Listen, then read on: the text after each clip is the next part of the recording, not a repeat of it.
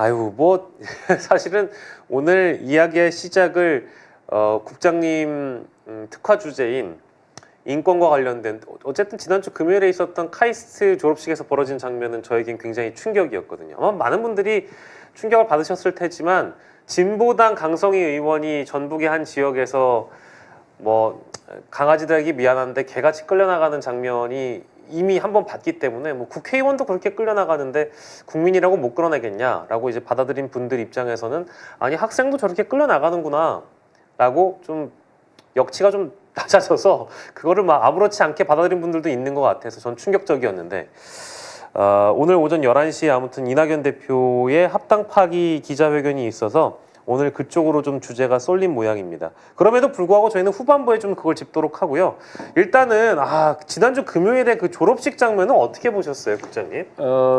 저는 다른 뭐 언론이나 다른 분들하고 달리 이게 국가기관 종사자들이잖아요. 대통령실 경호처 직원들이, 그쵸. 경찰관도 네네. 있고 뭐 그럴 텐데 네. 이 사람들이 불법 행위를 했습니다.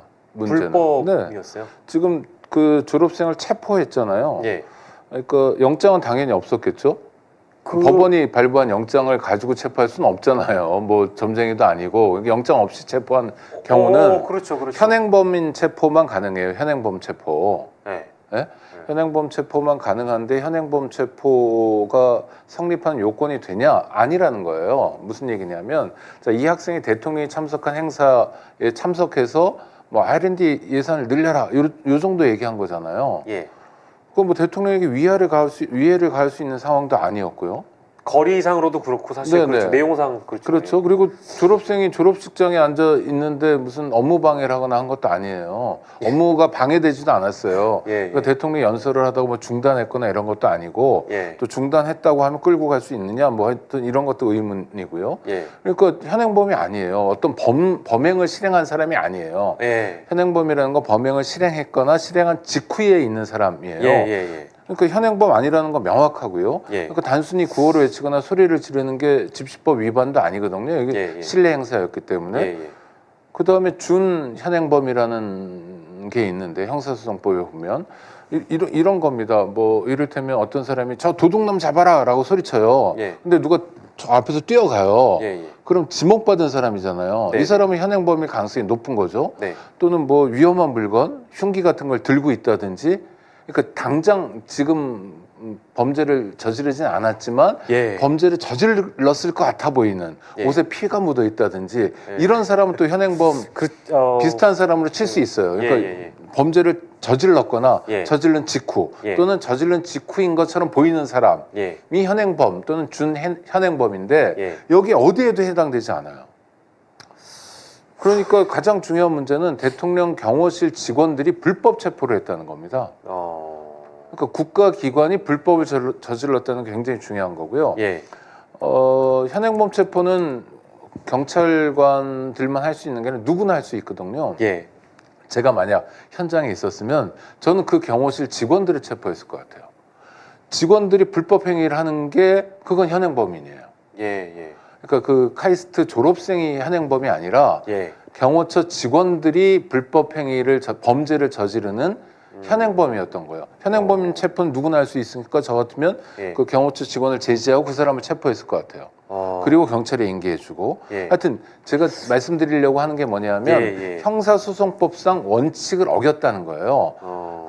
그냥 위법한 행위, 부당한 행위를 한 수준이 아니라 불법 행위를 했어요. 범죄 행위를. 이건 강성희 의원 경우랑 마찬가지입니다. 이런 불법 행위가 반복되고 있다는 게 되게 문제고요. 대통령이 누굽니까? 오랫동안 검사 생활을 한 사람이에요. 현행범 체포 요건에 대해서 모르지 않을 거예요. 그런데 이걸 방치하고 있어요. 이거는 대통령이 저지른 범죄는 아니지만 대통령이 저지른 범죄처럼 보이는 불법 행위예요. 아주 심각한 문제입니다. 그러니까 다른 거 뭐 대통령 노릇을 잘 못할 수도 있고 부인이 뭐 핸드백을 받을 수 있고 뭐 있다는 얘기가 아니라 그런 것도 굉장히 큰 문제지만 중요한 건 대한민국의 존립 근거는 법치주의거든요.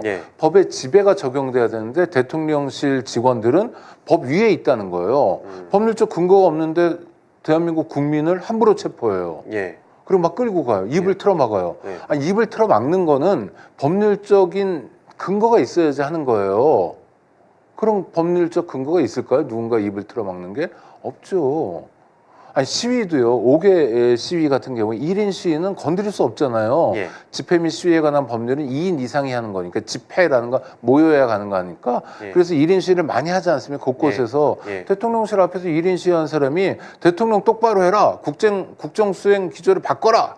뭐 R&D 예산 늘려라. 거짓말 하지 마라. 이런 얘기하면 체포합니까? 입 틀어막습니까? 예. 실내 공간은 그래도 돼요? 실내 공간은 오히려 더 집시법 적용이 안 되는 공간이기 때문에 더 자유로운 공간이에요. 예. 그러니까 이건 굉장히 문제가 있는 불법 행위를 했다는 겁니다. 예. 또 하나 내용적으로 이제 형식적으로 불법 행위를 했다는 거. 내용적으로는 이걸 이제 사람들이 보잖아요. 네.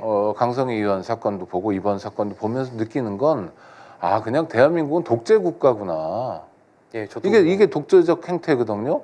시끄러운 소리 듣지 않겠다는 거예요. 입 틀어막고. 예. 대통령이라는 자리는 무언가를 실행하는 자리이기도 하지만 국민들의 뜻을 경청하는 자리이기도 합니다. 예. 근데 국민들의 뜻 중에는 국정수행 지지도가 30% 남짓에서 오가는 대통령인 만큼 60% 70%의 반대 목소리도 있는 거잖아요.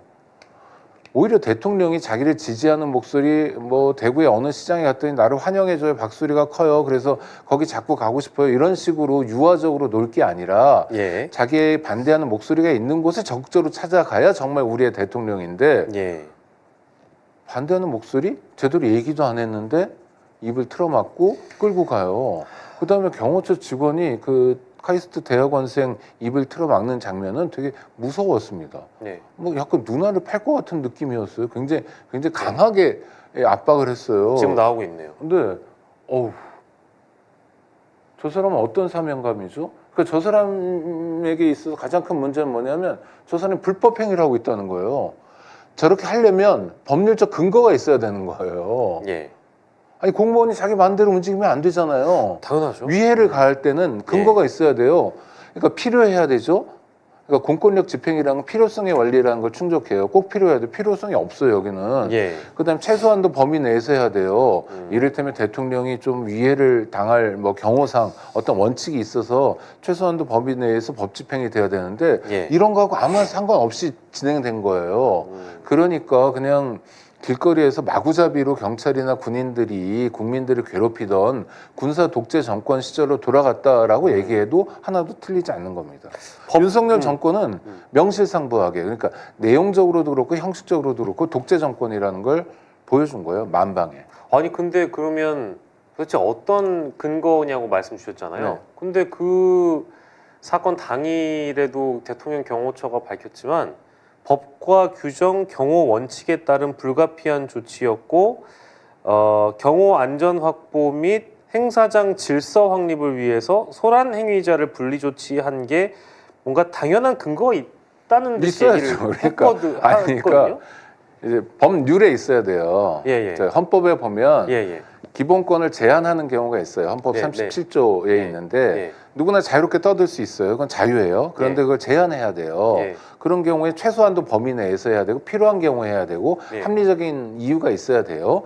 또 하나 중요한 이게 첫 번째 내용에 대한 구성 요건입니다. 꼭 필요한 경우가 있어야 돼요. 근데 지금 필요한 경우가 없다는 거죠. 또 하나 형식적인 요건도 중요한데 반드시 법률로서만 제한할 수 있어요. 그러니까 법률로서 대통령이 참석하는 행사에서는 네. 누구도 떠들 수 없다라는 법률이 있는 거예요. 그런 건 그래서 없는데. 아니 당연히 없죠.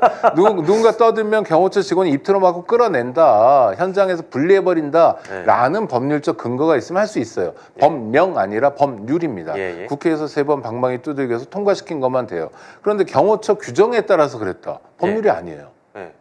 규정은 지들끼리 만드는 거잖아요. 지들끼리 어떤 규정을 만드는지는 국민하고 상관없는 겁니다. 그러니까 국민의 자유와 권리는 반드시 법률로서만 제한할 수 있는 게 헌법이고요. 예.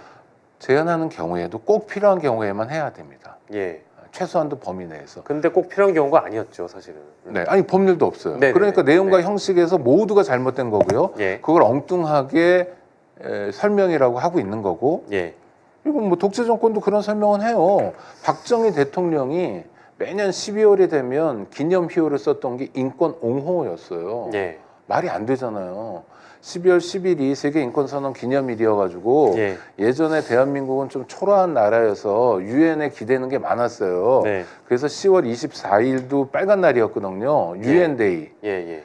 그러니까 유엔 설립일을 한국이 기념해서 빨간 날로 쉬었어요. 그럴 정도였어요. 그러니까 10월 달이 뭐 국군의 날, 한글날, 뭐 많잖아요. 개천절에다가 네. 유엔 데이까지 쉬었는데 예. 그러니까 12월 10일 세계 인권선언 기념일도 기억하고 싶은 거예요.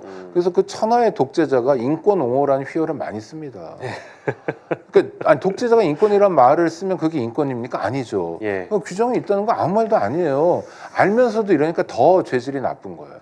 그걸 이제 알았기 때문에 제가 당사자면 제가 그 예. 대학원생이거나 예. 진보당 국회의원이면 저는 그 경호처 직원을 고소할 겁니다. 아, 실제로 네, 불법 체포기 때문에 이건 아주 전형적인 그러니까 저 형사소송법 교과서 맨 앞대목에 나오는 전형적인 불법 체포예요. 아, 이런 거 하지 말자고 헌법 체계를 유지하는 거고 법률 체계를 유지하는 거예요. 그거를 법률가 출신 대통령이 깨버린 거예요. 이거를 뭔가 이제 그러니까 근거가 실제 없는 행위를 벌였기 때문에 그 사무국장님께서 이런 지적을 하실까봐 여론의 물타기를 좀 하려고 녹색 정의당 대전시당 대변인이라는 거를 일부러 좀 언론에 릴리즈를 그 사람- 미리 하지 않았을까요? 아니 그 녹색정의당이 아니라 그 사람이 공산당 뭐 조선공산당이나 이어도 뭐 노동당이나 누구라도 상관없어요. 네. 그러니까 대한민국 국민으로서의 존엄과 가치를 가지고요. 예. 헌법 10조입니다. 예. 그에 따라서 기본권을 가지고 있어요. 기본권은 대통령이든 그 누구든 예. 대통령의 심기에 따라서 기본권을 제한하거나 침해할 수 없어요. 예.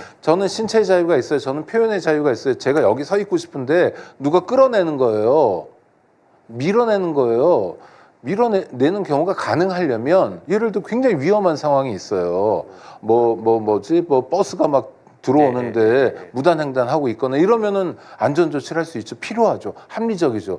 그리고 도로교통법에 되면 경찰관이 그렇게 할 수 있는 법률 근거가 있거든요. 예, 예. 그렇죠? 예. 그러니까 무단횡단하지 못하도록 공권력을 행사하고 적절하게 예. 그렇다고 막 두들겨 패면 안 되는 거고 네. 이런 경우에는 납득할 수 있죠. 예. 헌법과 법률 체계 안에 있어요. 그러나 대통령 행사라고 해서 누군가를 입을 틀어막고 끌어내고 예. 불법 체포하는 건 헌법과 법률 체계 안에 없어요. 예. 그러니까 단순히 위법 부당한 일이 아니라 예. 불법 행위라는 겁니다. 예. 아, 누차 이제 강조해 주시는데 대통령 경호처가 법에 없는 그러니까 불법 행위를 저질렀다.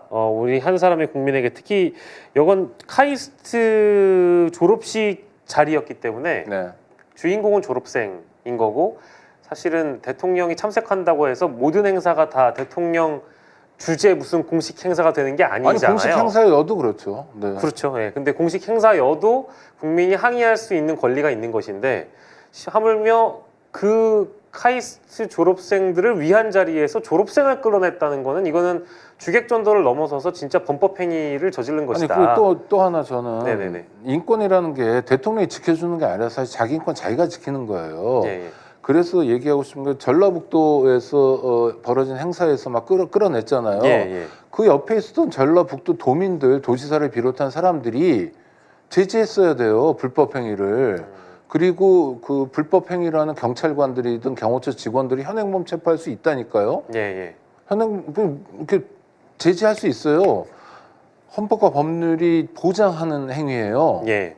현행범 누구나 체포할 수 있기 때문에 카이스트 졸업생들도 마찬가지입니다. 동료가 끌려나가면 제지하거나 하지 말라고 그래야 돼요. 예. 그러니까 어느 틈인가 우리가 이렇게 엉망진창이 된 거예요. 카이스트는 제법 공부 잘하는 학생들이 모이는 학교인데도 예. 동료가 끌려나가는데 그냥 쳐다보고 있고 겨우 몇 명이 그냥 핸드폰으로 촬영이나 하고 있는 정도였고 그다음에 전라북도에 내노라는 사람들 국회의원부터 그다음에 도지사, 군수, 시장들 다 모여가지고 그 장면을 그냥 지켜봤다는 건 네. 대한민국 상당히 부끄러운 상황이 있다는 거예요. 대한민국 민주주의와 인권이 예. 너무 심각하게 후퇴하고 있다는 거예요. 물론 윤석열 정권이 후퇴시키는 바 있죠. 예. 그러나 그거를 방관하는 시민들에게도 그 책임은 있다는 거예요. 너무 맞는 말씀입니다. 그 제가 최근에 뭐 진보당 강성호 의원 끌려나갔을 때 그 장면 그 시기에는 못 물어봤는데 사실은 금요일에 있고 나서 이제 주말에 청년들 만나는 자리가 좀 있었고 그래서 어제까지 아무튼 제가 만나는 이른바 MZ 세대들에게 다 물어봤어요. 거의 한 수십 명을 만난 것 같은데 금요일에 있었던 카이스트 졸업생에게 벌어진 그 일을 봤을 텐데 니네 이런 일이 처음 아니냐? 그러니까 태어나고 나서 처음이냐라고 물어봤더니 집회 같은 거 있을 때 경찰하고 시위대하고 서로 무력 충돌이 있을 때를 제외하고는 학교 졸업식에서 졸업생 이렇게 끌어내는 거는 정말 자기들은 태어나서 처음 봤다는 거예요. 되게 놀라하더라고요. 그래서 제가 되물어봤죠. 두 가지를 물어봤는데 야 그러면 저런 일을 감행하는 사람들은 왜 저러는 거 같니? 잘했다고 칭찬받으니까요. 누구한테? 그러니까 뭐 대통령 아닐까요? 라는 이제 답변이 들어왔고 두 번째는 아까 지적해 주신 졸업생들은 왜 저 자리에서 강하게 저 사람들한테 항의를 하지 않았을까? 저 같으면 무서울 것 같아서요. 라는 얘기를 하더라고요. 그래서 이 두 가지를 짚어볼 건데 아마 국장님도 생각이 당연히 있으실 테니까요. 이 경호원들은 근거도 없는데 이런 행위를 왜 했으며 또 그 광경을 보는 학생들은 왜 이렇게 뭔가 그 상황에 뛰어들어서 전적으로 말리지 못했을까요? 네, 뭐 무섭겠죠. 그리고 기세가 등등하잖아요. 네네. 놀라기도 했을 거예요. 왜냐하면 저 졸업 가운 입은 사람들이 도처에서 튀어나와가지고 네. 뭐 끌고 가니까 위장 경호가 더 무섭게 네네네. 느껴졌을까? 뭐 그럴 수도 있는데 네네네. 아니 저 같으면 뭐 제지할 때 저를 제지하잖아요. 예. 근데 다 불법행위예요. 저 사람이 네. 처벌받고 나는 그 민사상 보상도 받을 수 있어요. 전문용어로 깽값이라고 그러죠. 내가 합의 안 해주면 저 사람 공직생활 못해요. 뭐 여러 가지가 있어요. 그러니까 위축될 거 없어요. 왜 이런 말씀 드리냐면 누가 주인이에요? 졸업생 국민이 또 주인. 우리가 주인이잖아요. 근데 머슴들이 지금 행세하는 걸 주인들이 계속 그냥 지켜보고 있고 오히려 거꾸로 거기에 대해서 공포를 느끼면 주인 노릇 할 자격이 없는 겁니다. 어디다 대고 말이야 이렇게 해줘야 돼요. 어디서 말이야 이렇게 해줘야 돼요. 유권자들이 단호해야죠. 유권자들이 주인 노릇 분명히 할 수 있어야죠. 그러니까 저는 젊은 세대가 낯설 수 있어요. 그렇지만 용기 내시고 여러분이 주인이에요. 여러분이 살아갈 나라예요. 다 여러분 거예요. 저 사람들은 그냥 우리가 위임해 준 거 가지고 단기간 동안 뭐 하는 사람들일 뿐이에요. 지나가는 행인 일이에요. 우리가 주인이에요. 용기를 냅시다. 위축될 필요 없어요 전혀. 이분들 아까 첫 번째로는 이 경호처 직원들은 이렇게 하고 자신들이 처벌받지 않을 거라는 일종의 근거 없는 자신감도 당연히 있었겠죠? 어떻게 생각하세요? 그런 정도 생각을 못했을 겁니다. 그러니까 하나의 논리, 하나의 뭐 행동만 있는 거니까 누군가가 팀장급에 막아 뭐 이렇게 쓰면 지시에 아주 단순하게요? 상명하복 이것만 있을 거예요. 아휴, 참. 저희 뭐 첫 번째 주제이긴 한데 마음이 무겁습니다. 그래서 다음부터 이런 일이 또 발생을 한다면 여러분들이 제지하셔도 법적으로 저촉될 게 전혀 아니고 오히려 잘하는 일이다. 자, 여러분들께 좀 국민적으로 주권의식을 가졌으면 좋겠다. 단순히 제지가 아니라 제가 만약 현장에 있었으면 그 경호처 직원들을 제가 멱살 잡고 체포한다. 현행범 체포. 그렇습니다. 아주 긴 기간 우리 인권을 위해 노력해 주시고 인권에 대해서 전문가이신 분께서 이런 말씀 해주시니까 여러분들이 믿으셔도 됩니다. 이것도 이제 정치의 문제이고 이게 우리 국민의 기본권을 침해한 행위들이 이렇게 곳곳이 벌어지고 있기 때문에 우리가 비판하지 않을 수가 없어가지고 우리 사무국장님 모시고 이 주제를 얘기를 해봤고요. 아무튼 이런 일은 좀 두 번 다시 없었으면 좋겠는데 앞으로도 뭐 비일비재할 것 같다는 생각이 좀 들어서 아니 없어야죠. 그러니까 국민 만약에 그 자리에서 많은 사람들이 야유를 보내거나 뭐 풀어줘라고 구호를 같이 외치거나 하면 어떡할까요? 부끄러워하겠죠 당연히. 못하겠죠. 상황이 바뀌죠. 그렇죠. 상황이 바뀝니다. 그리고 이 사람 두 사람의 피해자가 있잖아요. 공권력의 피해자입니다. 강성희 의원과 그 대학원생 졸업생. 이 사람들 체포했잖아요. 체포는 뭐 하는 거예요? 형사 소출을 위한 거예요. 체포한다면 어떻게 했습니까? 풀어줬어요 그냥. 왜? 체포 자체가 잘못된 걸 알죠 지들도. 체포했으면 데리고 가야죠. 연행해야죠. 경찰서 가서 조사해야죠. 조사할 게 뭐가 있어요? 잘못한 게 없는데. 그러니까 웃기는 거죠. 이런 정권이 어디 있어요 세상에. 책임을 물어야 됩니다. 그래서 이런 정권이 어딨냐? 국민을 이렇게 아무튼 멍멍이보다도 못하게 보는 이 정권에 대해서 심판할 자격? 아무튼 심판을 응당해줘야 되는 가장 큰 어떤 권한을 갖고 있는 곳은 범야권의 거대 야당과 이제 그 여당과 정부를 심판하겠다는 야권 세력일 텐데 좀 혼란스럽습니다. 오늘만 하더라도 오전 11시에 기자회견 보니까요. 개혁신당이라는 곳에서 새로운 미래가 합당을 철회하는 지금 분위기까지 지금 나아간 상황이고, 방금 11시 기자회견 내용은 아까 우리 국장님께서 방송 기다리시면서 잠깐 접하셨을 텐데, 참, 뭐 정치권 상황이야 어제 오늘 보신 분은 아닐 테니까요. 현재 상황을 어떻게 좀 봐야 될까요? 그러니까 매우 이질적인 사람들이 예, 정당 보조금 때문에 급히 모였어요. 네네네. 추석 연휴 첫째 날이었잖아요. 네. 그러니까 설날 밥상에 뭔가를 차려놓는 것도 중요하지만 더 중요했던 거는 이분들의 속내는 2월 15일이었더라고요. 2월 15일까지 숫자를 맞추면 정당 보조금을 받을 수 있었던 거예요. 6억 원, 네. 6억 6천. 예. 네, 그래서 받았던 거로 잠시 결합해 있다가 오늘 완전 결별 선언했지만 어제 회의 같은 경우에 예. 이낙연 씨하고 김종민 씨가 나왔잖아요. 회의장을 박차고 나오고 뭐 전두환 국보이냐 이런 얘기도 하고 그랬잖아요. 예. 그래서 저는 도대체 도지사도 하고 국무총리도 하고 그다음에 여당 대표도 했던 사람이 또 유력 대선 주자였던 사람이 야 그렇게 회의도 제대로 못하나 예. 좀 측은하다는 생각이 들어요. 그래서 이낙연 씨한테 좀 묻고 싶은데 도대체 왜 정치를 하려는 거냐. 뭐 이런 식으로 하면 대통령 자리가 좀 더 가까워질 거라고 보는 거냐. 왜 스스로 이렇게 바보가 되고 왜 스스로 그래도 이낙연 씨의 어떤 긍정적인 이미지도 좀 있었거든요. 그럼요. 이를테면 말을 좀 정제된 얘기를 한다? 뭐 요 정도. 그거 말고 뭐 부정적인 얘기는 차고 넘치지만 그래도 그런 면에서의 장점도 보였던 사람인데 그거마저 스스로 지워버리려고 하는 것 같아요. 그래서 너무 아쉽고 안타까워요. 이낙연에게 내일이 있겠냐? 새로운 없죠. 미래가 있겠냐? 없죠. 네. 뭐 오늘 또 이렇게 되고 나서 보니까 그러니까 이제 이거에 대한 책임을 져야 되는 사람은 이 새로운 개혁신당이라는 이 결사체가 어쨌든 균열이 생기고 한쪽이 떨어져 나왔다라는 거에 대해서 책임을 누가 지냐? 이준석 대표와 이낙연 대표 둘 다 져야 되지만 누가 가장 큰 피해자라는 질문을 드리면 어떨까요? 이거는 이낙연 대표가 이준석 대표에게 당한 겁니까? 어떻게 생각하세요? 이런 질문이 맞는지 정치권에서 모르겠는데 당했으면 자기가 바보죠. 그러니까 지금 예를 들어 최고회의에서 최고위원회 회의에서 뭐 표결로 해도 지는 거잖아요. 그렇죠. 4대1로 진 거니까요. 짜임 자체가 그렇게 돼 있는 거여서 그러면 정치라는 게 자기하고 의견을 같이 하는 사람들을 더 규합하고 상대를 설득하고 이런 게 정치라며요. 같은 당원을 하기로 한 사람들끼리 불과 열흘 만에 깨어지는 건 그렇게 대화하고 설득하고 또 내 의견도 좀 조정해 나가고 이런 것도 제대로 못하는 거였다는 거잖아요. 근데 어떻게 감히 국민들에게 무언가 말씀을 드리고 국민을 설득하고 또 국민의 이해를 구하려고 했죠? 언감생심이죠.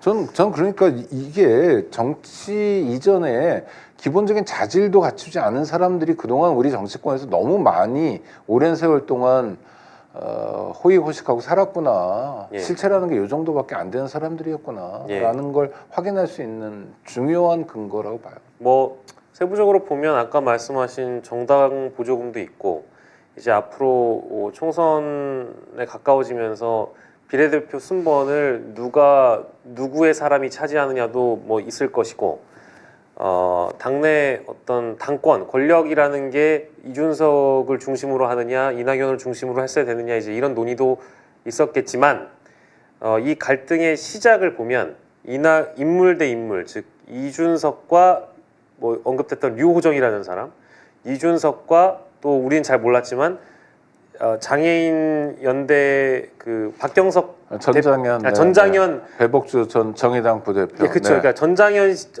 박경석 대표의 부인이라고 알려진 배복주 전 정의당 부대표. 이제 이런 분들이 등장하면서 서로 맞지 않는 철학과 가치를 가졌던 사람들이 과거에는 반목과 갈등을 벌이다가 이제 한 테두리 안에 들어와 있어서 이게 되겠냐라고 지적을 받다 보니까 서로 날선 발언들이 오고 갔던 거잖아요.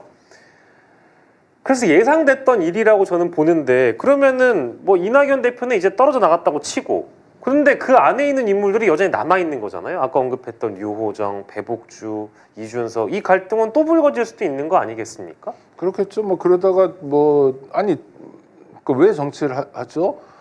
라고 물으면 예. 유호정 씨 같은 게 왜 할까요? 모르겠어요. 그 속내가 뭔지 모르지만 자기가 만들고 싶은 세상이 있겠죠. 네네네. 근데 만들고 싶은 세상이 있는데 저희처럼 운동을 하는 게 아니라 정치를 하는 거면 예. 어떤 정치인이란 자리, 국회의원이라든지 뭐 이런 걸 통해서 구현하는 거잖아요. 예. 제도 속에서.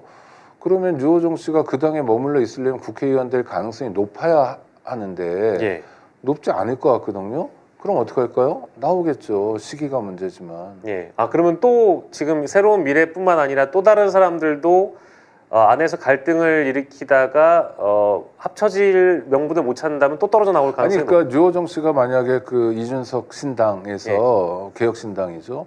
비례 1번을 준다고 하면 안 나가겠죠. 네. 그러나 뭐 주더라도 뭐 저 15번쯤 주거나 아니면 뭐 지역구에 나가라고 요구하거나 하면 이낙연 씨하고도 갈등이 지역구 출마가 굉장히 컸다고 그러잖아요. 그렇습니다. 지역구 출마 다 한다. 뭐 예. 우린 모두 다. 예, 예. 그러니까 이낙연 씨는 원칙적으로 출마한다. 뭐 이런 식으로 문구를 조금 바꿨다고 그러더라고요. 예. 잔머리라고 흔히 얘기하는. 예. 그런데 뭐 유호정 씨는 지역구 출마해가지고 승부를 내고 싶은 생각이 실제로 많을까요?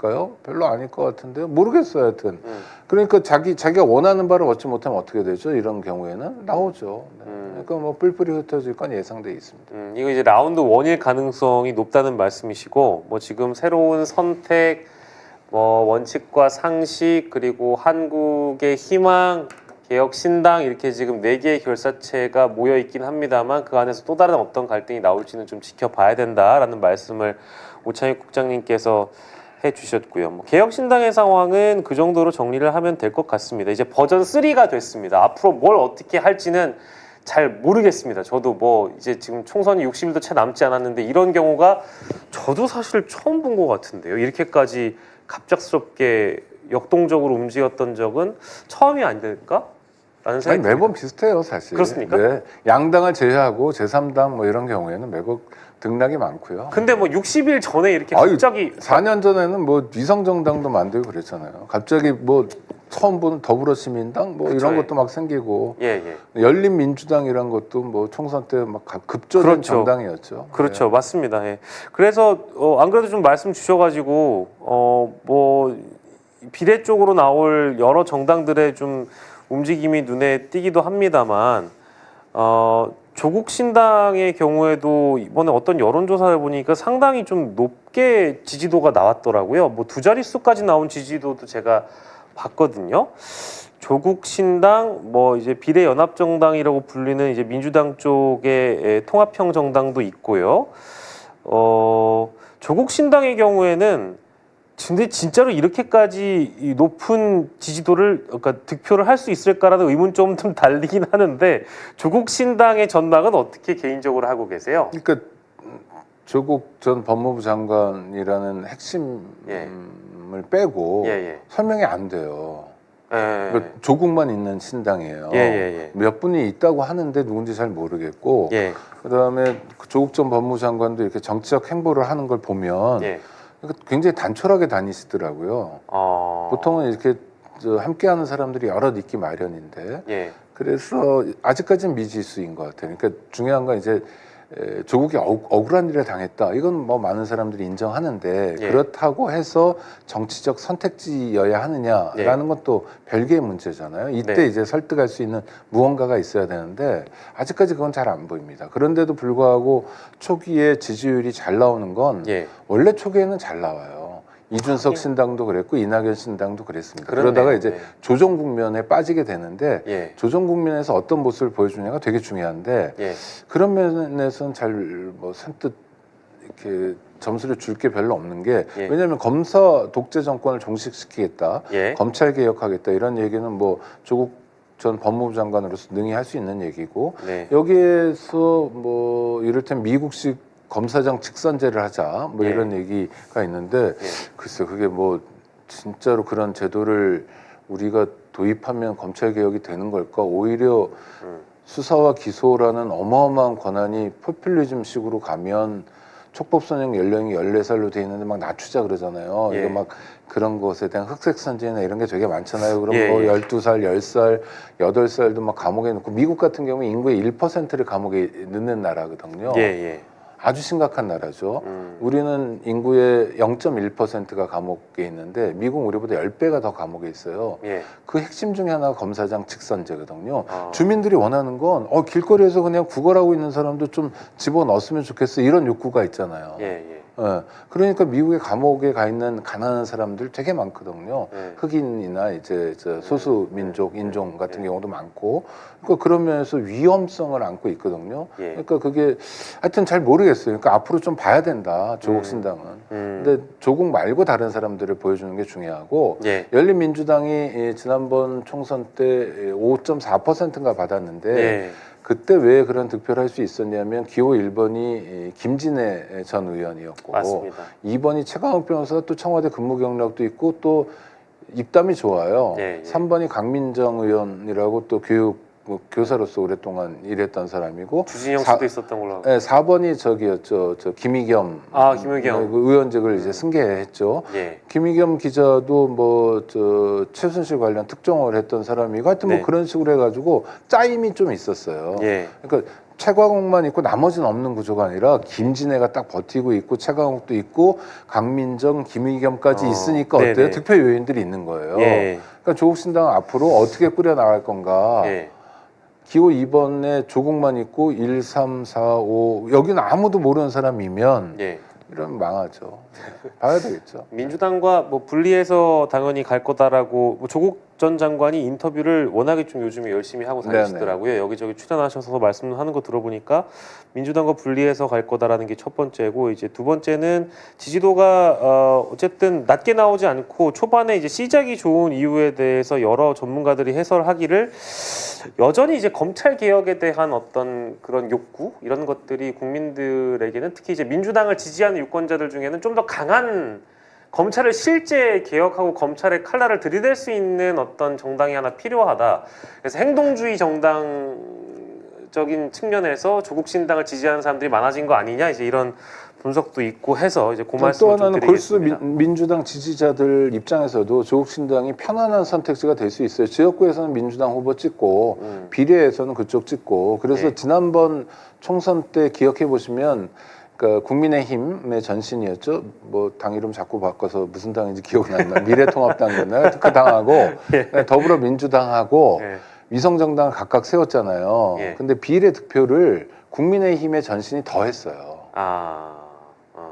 그러나 야권이 당시 여권이 압승하는 선거였잖아요. 180석 이상으로 압승하는 선거였는데도 불구하고 비례는 국민의힘이 조금 앞섰어요. 한 1%인가 앞섰거든요. 38대 37로 제가 기억하는데, 그건 뭐냐면 다른 선택지가 있었던 거예요. 정의당도 있었죠. 9% 먹은. 그다음에 열린민주당 5% 먹은 정당도 있었던 거죠. 그러니까 선거 구도가 어떻게 짜여지냐에 따라서 조국 신당이 약진할 가능성도 있어요. 근데 문제는 이제 조국 말고 다른 얼굴을 어떻게 보여주느냐. 맞습니다. 그다음에 콘텐츠를 어떻게 튼실하게 가져갈 것 같냐. 뭐 이게 아마 핵심이 되겠죠. 지금의 국면은 이제 열린민주당 상상하시는 분들이 많을 텐데, 어쨌든 열린민주당 당시에는 여러 이제 인물들의 면면이 있었고, 지금 당장은 조국 말고 보이는 사람이 별로 없다. 다른 사람이 좀 더 부각이 돼야 된다는 말씀으로 정리하면 좋을 것 같고요. 지금 이제 야당 상황과 좀 비교되는 게 여당인데요. 저는 개인적으로 잘 모르겠습니다. 왜냐하면은 이제 갈등 관리를 잘하는 공천인 건지, 아니면 불만이 있는데 그 불만을 잠재울 수 있는 속칭 캐비넷 같은 게 있어서 이 사람들이 움찔했다가 발끈했다가 저는 이번에 좀 쉬겠습니다라고 사그러든 건지 모르겠는데요. 갈등이 확실히 줄어든 국민의힘의 현 시점까지는 공천 상황이거든요. PK나 이쪽에 다른 지역에 가보면 알아눕는 분들도 일부 있는 걸로는 알고 있지만, 그래도 전반적으로 주류 언론에서 한동훈 체제 하에 국힘 공천 작업은 반환점까지는 좋은 평가를 받는 것까지는 사실인 것 같아요. 그게 맞는 얘기일까요? 어떻게 생각하세요? 그러니까 어느 학교 다닐 때 생각하면 어느 반에 가면 학생들이 조용해요. 수업 시간에 떠든 애도 없어요. 왜냐하면 담임선생님 진짜 무섭거든요. 막 패니까. 호랑이 선생님이어서? 호랑이 선생님이 아니라 막 정말 심각하게 때리고 막 그러니까. 그다음에 그 때리는 것도 그 떠든 애만 때리는 게 아니라 줄 봤다고 그래서 한 줄을 다 때리고 그다음에 오늘 며칠이야 뭐 그러면 1번, 뭐 11번, 21번 나와 그래가지고 이런 식으로 막 예. 체벌을 한다고 쳐봐요. 그러면 예. 반 분위기가 어떠냐면 조용해요. 조용하죠. 근데 검사들의 기세가 어떤 건지를 보여주는 거죠. 대통령도 검사고 그 다음에 여당 대표도 검사예요. 예. 그러니까 조용한 거죠. 예. 그래서 이거는 뭐 윤석열 대통령이 가끔 연설할 때마다 뭐 공산 전체주의 이런 얘기를 하는데 예. 실제로 전체주의적 면모인 겁니다. 질서가 잘 잡혀요. 전체주의는 시끄럽지 않아요. 대들지 못해요. 예. 예. 완전히 죽으니까 예. 조금이라도 뭐 이건 아니잖아요라고 뭐 대든 것도 아니고 뭐 말을 좀 표현을 좀 해보려고 하는 정도가 예. 이준석 전 대표였어요. 축출됐잖아요. 그렇죠. 나경원 의원 같은 사람도 당 대표 나가려다가 주저앉혀 버려요. 그다음에 김기현 대표는 그렇게 해서 당 대표가 됐는데 예. 거기도 주저앉혔잖아요. 이번에 경선한다고. 아니 뭐 예. 어떻게 하든 간에 당 네네. 대표에서 쫓겨났잖아요. 아니 다 쫓아내고 자기 신복 같아 보이는 사람을 시켰는데도 그 사람마저 쫓아내는 정도의 전체주의적 행태를 반복해서 보여줘요. 예. 그럼 메시지는 정확하잖아요. 아니면 죽여버리겠다는 거예요. 그럼 김성태 전 의원 같은 경우에도 노동운동했던 사람이고 그래서 가만히 있을 사람이 아닌데 쏙 들어갔어요. 네, 그러니까 확실히 이건 뭐 네. 그건 뭐 제가 그런 장면을 실제 목격하지는 않고 이제 예전으로 따지면 청와대라든지 저 높은 곳에서 실제로 이렇게 이런 잡음이 있을 만한 지역구의 중진 의원이라든지 이런 분들에게 실제로 연락을 넣어서 협박까지는 아니더라도 약간의 좀 겁을 준다든지 하는 사례들이 왕왕 있었던 걸로 저도 귀동냥으로 듣긴 들었거든요. 실제 혹시 접하신 사례라든지 들어보신 얘기는 있으십니까? 그런 얘기 따로 없으시죠? 아니 그러니까 뭐 겁줄려면 많죠. 그다음에 뭐 현역 국회의원으로 4번 5번씩 해드신 분들은 예. 뭔가 뭐 실수하거나 할 수도 있고 그다음에 정우택 의원 요번에 돈 봉투 받는 거 보셨어요? 저도 봤죠. 굉장히 자연스럽잖아요. 그거 당장 수사해야 되는 거 아닙니까? 하여튼 뭐 그러니까 이게 자의적으로 법 집행 되는 걸 다 보여주고 있으니까 예. 그런 분위기인데 네. 이걸 물론 안정이에요. 예. 근데 이 안정이 바람직한 안정이냐? 예. 정당이라는 건 여러 사람들이 뜻을 모으고 국민을 위해서 정강 정책을 만들어가면서 국민들에게 호소하는 정치적 기능을 해야 되는데 예. 정치가 완전히 죽어버린 정당이 돼버렸잖아요. 예. 예. 아니 그래서 그걸 박수 쳐야 되나요? 언론들이 많은 경우에 박수 치고 있어요. 뭐 진보지들도 그런 것 같아요. 국힘이 공천 관리 잘한다. 예. 잘하는 거요? 예. 시스템 다른 공천- 사람을 두렵게 만들어 버리는 게 공포를 주는 게 잘하는 거예요. 그게 테러리즘이에요. 테러리즘의 핵심이 뭡니까? 상대로 하여금 공포감을 갖게 하는 거예요. 그래서 꼼짝도 못하게 하는 거예요. 예. 국민 전반이 카이스트 졸업식에 봤듯이 동료가 끌려 나가는데도 꼼짝도 못하게 되고 네. 정당 구성원들이 아무 소리도 못하고 그냥 대통령 만세나 부르고 있고 한동훈 비대위원장 만세나 부르고 있고 저는 뭐 예. 당의 지침에 따라 언제부터 따랐다고 지들이 이런 게 정상이냐는 거예요. 전 이게 포인트가 잘못된 거예요. 예. 정당은 시끌벅적해야 돼요. 정당은 사당이 아니지 않습니까? 누군가가 지배하는 게 아니라 예. 당원들이 만들어가는 곳이잖아요. 그러니까 당연히 시끌벅적해야죠. 예. 시끌벅적하지 않은 정당이에요. 민주정당으로서 면모가 전혀 아니죠. 첫 번째로는 이 국민의힘 패널 쪽으로 나오신 분들의 주장은 시스템 공천이라는 진면목을 보여줬다라는 평가가 있고요. 그리고 두 번째로는 사례를 하나 들어주시는데 대통령의 40년 직인 석동현조차 컷오프가 되는 공천이다. 이거 보면은 답 나온다. 용산이 주도하는 게 아닌 건가라는 물음표를 언론들이 나서서 달아주고 있고요. 네네.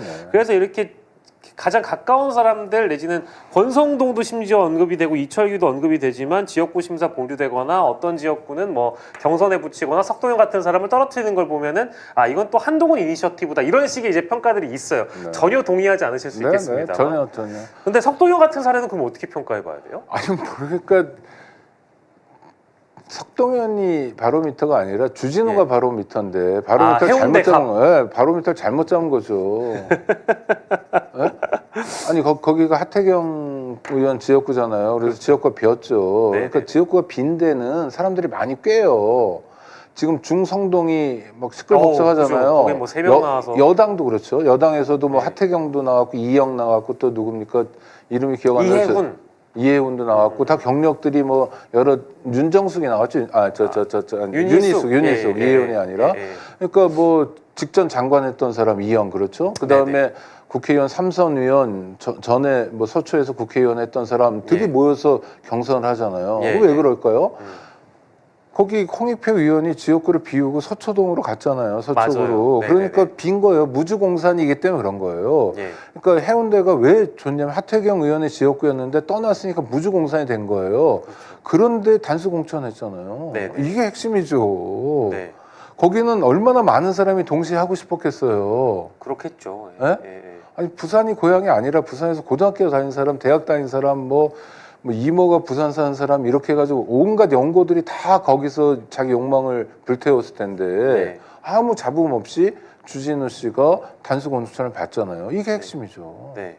근데 이런 사례는 얘기도 안 하고 슬쩍 넘어가요. 그냥 일부 언론이 대통령의 복심이라는 주진우 전 비서관이 단수공천을 받았습니다. 네.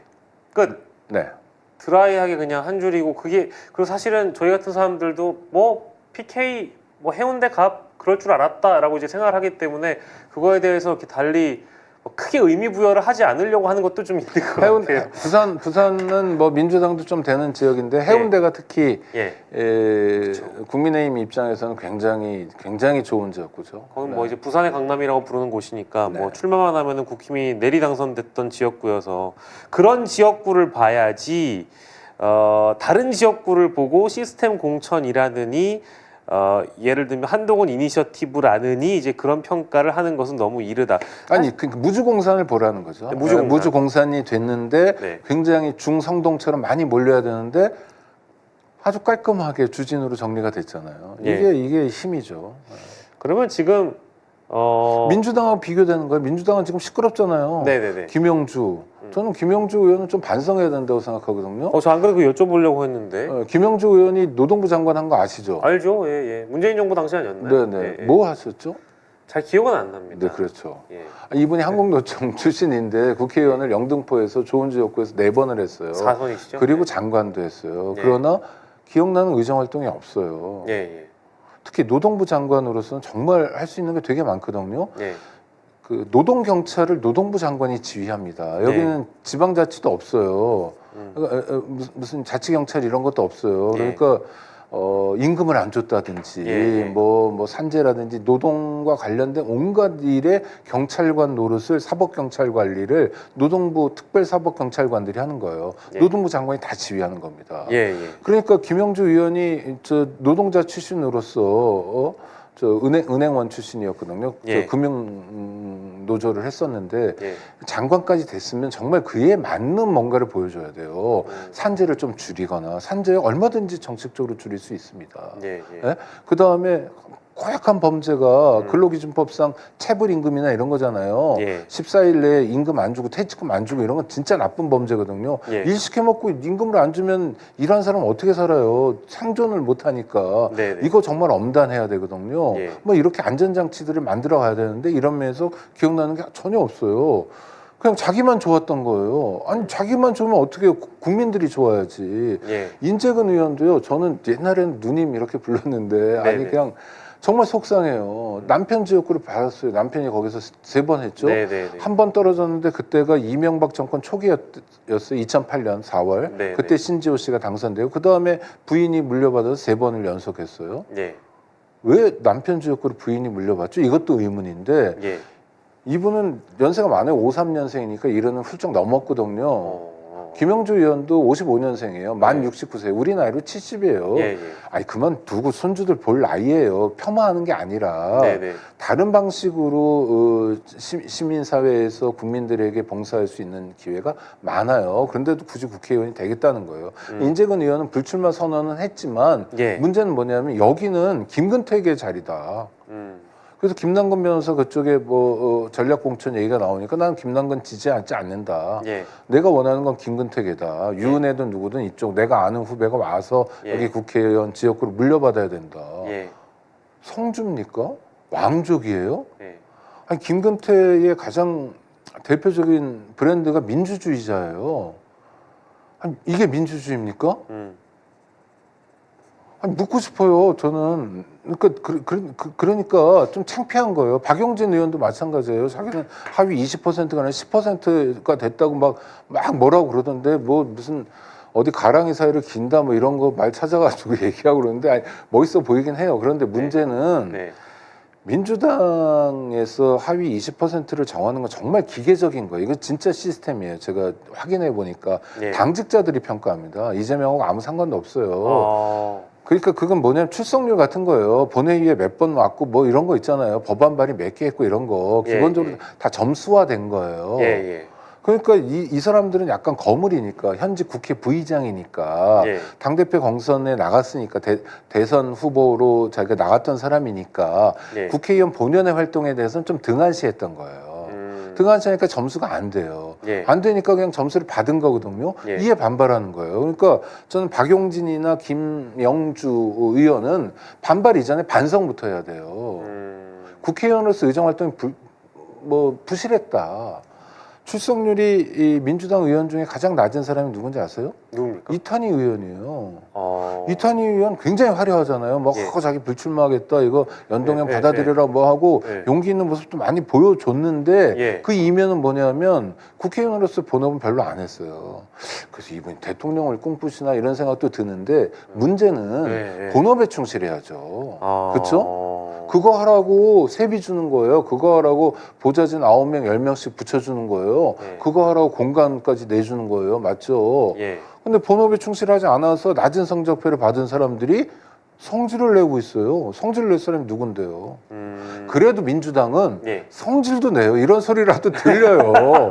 근데 국민의힘은 안 들려요. 아니, 그러니까 국민 여러분들이 판단해 보셔야 돼요. 아... 제가 뭐 민주당 지지자가 아니라 예. 어떤 정당은 시끌벅적해요. 어떤 예. 정당은 주인이 딱 있어가지고 조용해요. 일사불란해요. 네네네. 일사불란한 정당을 찍어야 됩니까? 2024년에 대한민국이? 아... 이거 되게 위험한 일이에요. 오, 근데 또 맞는 말씀이네요. 뭔가 그 좀 잡음도 들리고 서로 갈등도 좀 있고 할 말은 하면서 싸우는 정당이 오히려 더 민주주의적일 것이다라는 건 말씀이시고 어제 TV조선이 사실 단독 보도를 하면서 제목을 이렇게 달았거든요. 이게 정확한 숫자는 기억 안 나는데 40 몇 개 지역구에 38개 비명 탈락 이런 식의 제목을 달았어요. 그래서 네네. 이제 사실상의 비명 학살 마냥 그런 제목을 단 것 같은데 뭐 지금 전체 지역구가 다 나온 건 아니니까 지금 근데 국장님 말씀 들어보면은 실제로 어떠한 기준을 두고 평가해서 의원들한테 통보를 했거나 이렇게 한 거라면 비명 학살이라고 보기엔 좀 어려울 수도 있을 것 같은데요. 일단 진짜 웃기는 얘기가 예. 친명이잖아요. 일단 네, 친명과 네. 비명이 있잖아요. 네, 네. 친이재명계. 예. 친이재명계 국회의원이 누구예요? 친이재명계 국회의원 제가 봤을 때 한 명이에요. 김남국이라고 집 나간 사람 정도가 있고 네. 실제로 누구를 꼽아야 되죠? 뭐 정성호 같은 사람들은 좌장 이러니까 아니 그러니까 그냥 고시 때 저거지. 세계관도 다 다르고요. 완전히 다른 사람이죠. 고시 때부터 아는 사이이고 뭐 이런 거죠. 예. 조정식 사무총장이 진짜 친명인가요? 거기는 재정국이죠. 하여튼 뭐 이래요. 그러니까 예. 실제로 친명이라고 얘기할 만한 사람들이 거의 없다는 게 아주 중요한 사실입니다. 예. 여기서부터 시작해야 돼요. 예. 그 다음에 여론조사는 뭐 당에서 당연히 이렇게 저렇게 돌려보는 거예요. 그러면 구체적으로 나왔어야죠. 그러니까 뭐냐면 뭐 44개 중에 37개다 뭐 이런 식으로 TV조선이 보도하려면 구체적인 이름들이 나와야 돼요. 근데 이거는 에드벌룬만 나왔거든요. 예를 들면 뭐 임종석이 어떻고 뭐 이인영이 어떻고 뭐 이러면서 이제 그 정권 심판론을 희석시키기 위한 조선의 의도죠. 좀 더 보긴 해야 될 텐데 이제 현재 벌어지고 있는 민주당의 공천이 국민의힘과 언론이 아무튼 비교를 시켜주면서 이쪽은 내홍 쓰는 단어 규정이 그래요. 내홍, 갈등, 파국, 학살 이런 건데 너무 좀 비교가 되는 단어 표현들이 많이 나오니까 이거는 언론의 영향도 사실 무시 못하겠다라는 생각이 좀 저 개인적으로 들었거든요. 막상 이거 사실 매번 총선 때마다 겪는 일이긴 한데 이게 이렇게 비교당하면서 보도가 되니까 대부분 제 주변에서도 아유 이재명은 하는 일이 뭐 그러냐 다 이런 평가더라고요. 그래서 뭐 아니 심지어 TV조선만이 아니라 한겨레도 그렇게 보도해요. 실제 오늘 한국일보도 이렇게 보도했고 한국일보 좀 중도적인데 네네.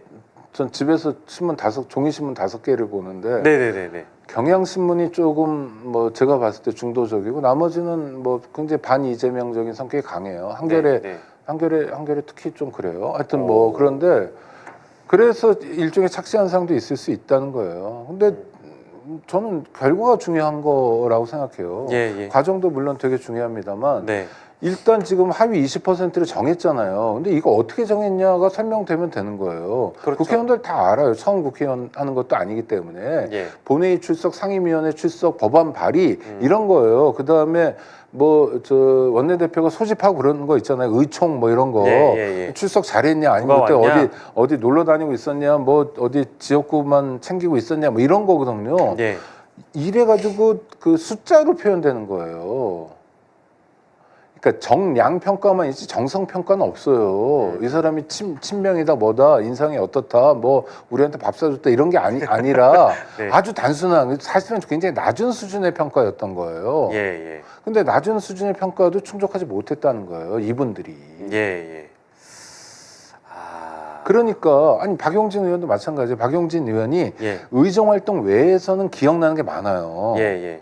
당대표 출마도 했었고 뭐 이런 건 많은데 의정 활동으로 그러니까 예. 어떤 법을 만들었다. 예. 그 법을 만들기 위해서 소외된 사람들, 뭐 가난한 시민들, 약자를 위해서 어떤 법을 만들기 위해서 굉장히 애썼다. 이런 거 기억나세요? 글쎄요. 예. 그렇네요. 또 말씀하시니까. 아니 뭐를 하려고 했다. 막. 예. 아니 그 예를 들어서 뭐 그 사람만 뭐 칭찬하자는 거 아닌데 뭐 김용민 의원이나 박주민 의원 같은 경우에 예. 어떤 법률을 만들려고 막 애썼다든지 이태원 특별법을 하기 위해서 막 이런 장면들이 있잖아요. 유족들하고 늘 같이 생활하고 박주민 의원은 뭐 세월호 관련해서도 뭐 네. 여러 가지를 하고 있다. 네. 예?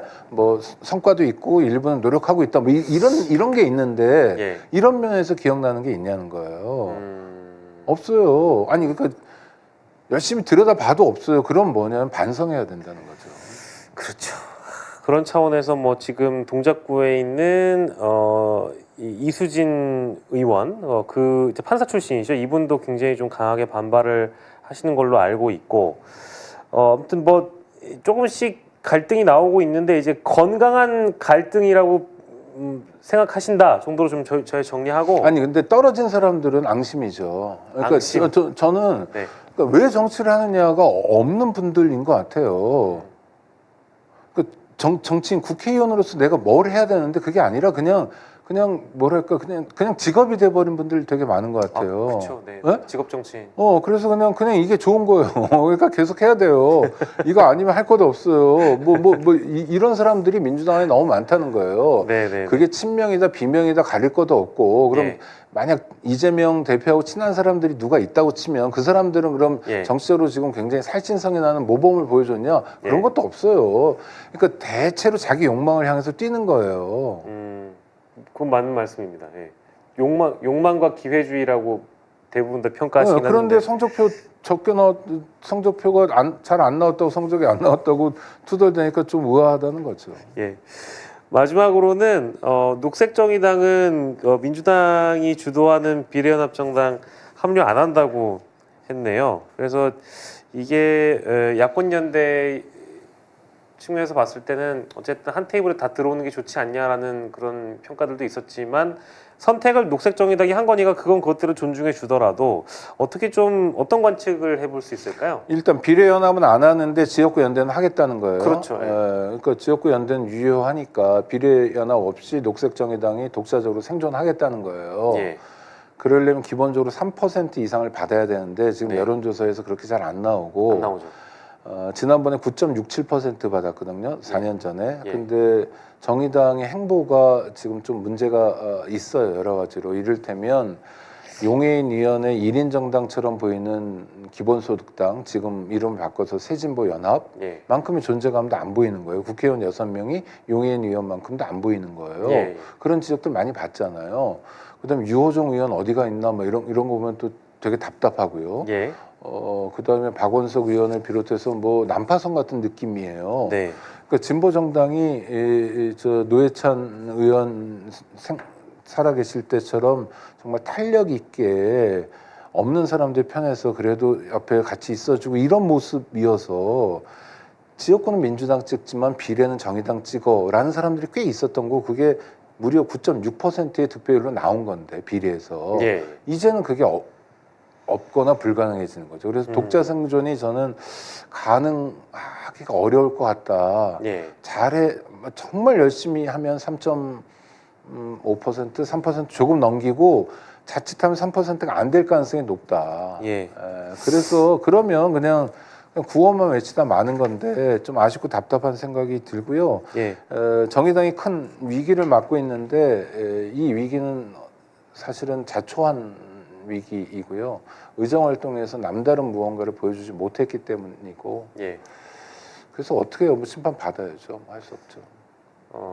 뭐 좀 나쁘게가 아니라 회의적으로 보시는 분들은 진짜 정당 소멸 단계로 자칫 잘못하면 나아갈 수 있다. 그래서 연합은 해야 된다라고 뭐 아무튼 조언해 주시는 분도 많은 것 같은데 지역구에서는 어찌됐든 연대한다고 하니까 그건 그것대로 지켜봐야 되겠습니다만 그게 협력 저도 뭐 지역구 선거까지 저희가 지금 내다보기에는 지역구마다 성격이 좀 달라서 뭐 거기까지는 좁히진 않겠습니다. 아니 지역구에서 연대 되게 중요합니다. 특히 수도권 네네. 중요한 게요. 네. 정의당 후보들이 나와서 2, 3%만 골고루 그렇죠. 가져가면 네. 그게 국힘에게는 굉장히 신나는 일이 될 수 있거든요. 그러니까 지역구 연대는 해야 되고요. 예. 지역구 연대를 지역구 국회의원이 어떻게 연대합니까? 연대는 정책 연대를 해야 되거든요. 예. 그 정의당이 녹색당하고 같이 하잖아요. 그러니까 녹색 네. 정의당이잖아요. 예, 그러니까 기후 위기에 대해서 이를테면 지역구 연대를 하면서 예. 기후 위기에 대해서 열심히 싸워줄 사람들을 비례연합정당에서 좀 공천을 달라든지 또는 예. 기후 위기 관련한 탄소 저감을 위한 공약을 어떤 것들을 내세워 달라든지 예. 하는 식으로 해야죠. 그래서 서로가 사는 거죠. 예. 예. 좀 그런 식으로 지역구 연대 되게 중요하다고 보고요. 이건 꼭 성사시켜야 된다고 봅니다. 예. 근데 그 제안이라는 거를 서로가 할 텐데 그 합의를 볼 수 있을까라는 저는 그런 좀 회의감이 들어서 민주당 입장에서야 약속은 하겠죠. 뭐 약속을 못 하겠습니까? 그게 이행이 될지는 또 다른 문제여서 기후 위기 관련해서는 이행해야 되지 않나요? 우리 모두의 생존이 걸려서. 네. 당연한 명제이긴 한데 네. 뭐 예를 들어서 단일화하는 과정에서 정의당은 뭐 해봐야 한 자릿수 정도인데 네. 만약에 뭐 연대를 한다고 하더라도 어쨌든 후보를 좁혀서 뭐 창원 성산 같은 경우에가 좀 대표적으로 노동자들이 많은 곳이니까 거기는 실제 노회찬 전 의원의 사례도 있고 해서 근데 수도권으로 나아가면은 그게 과연 될까라는 뭐 현실적인 고민. 그 룰을 가지고 하면 돼요. 이를테면